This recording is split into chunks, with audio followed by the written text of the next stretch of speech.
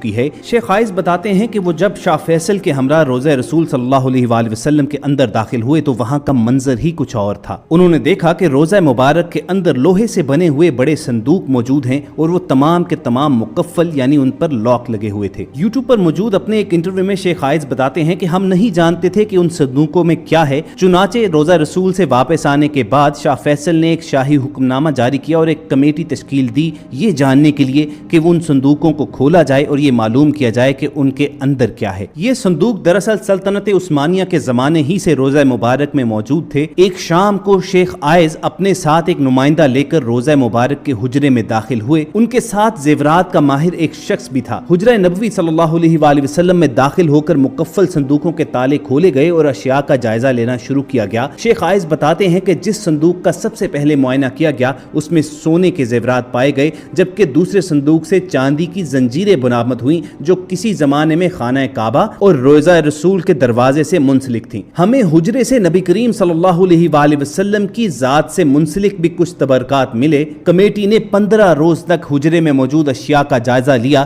اور بعد ازاں حجرے سے ملنے والے زیورات کو مدینہ منورہ کے میوزیم میں رکھنے کی تجویز پیش کی گئی۔ آج یہ تمام نوادرات مدینہ منورہ کے میوزیم میں رکھ دیے گئے ہیں تاکہ عام لوگ بھی ان کی زیارت کر سکیں۔ خواتین و حضرات، یہاں پر ایک وضاحت نہایت ضروری ہے کہ شیخ عائز بھی اصل قبر مبارک تک رسائی نہیں رکھتے تھے۔ جیسا کہ ہم سب کو معلوم ہے کہ حضرت صلی اللہ علیہ وآلہ وسلم کا وصال ام المومنین حضرت عائشہ صدیقہ رضی اللہ تعالی عنہا کے حجرہ مبارک میں ہوا تھا اور وہیں آپ کی تدفین ہوئی تھی۔ اس کے بعد حضرت ابو بکر اور حضرت عمر رضی اللہ تعالی عنہم بھی وہیں پر مدفون ہیں۔ اس طرح روضہ شریف کے اندر 3 قبریں موجود ہیں۔ اگر آپ کو انٹرنیٹ پر کوئی بھی ایسی تصویر ملے کہ جس میں صرف ایک قبر دکھائی دے رہی ہو تو یہ جان لیجئے کہ یہ تصاویر جعلی ہیں۔ ویسے بھی رسول اللہ صلی اللہ علیہ وآلہ وسلم کی مرقد مبارک کی اصل تصویر دنیا میں موجود نہیں ہے، اس لیے کہ آخری مرتبہ جب کوئی رسول اللہ صلی اللہ علیہ وآلہ وسلم کی اصل قبر مبارک تک گیا تھا تو یہ 550 سال پہلے کا واقعہ ہے۔ وہ حجرہ شریف جس میں آپ اور آپ صلی اللہ علیہ وآلہ وسلم کے اصحاب کی قبریں ہیں،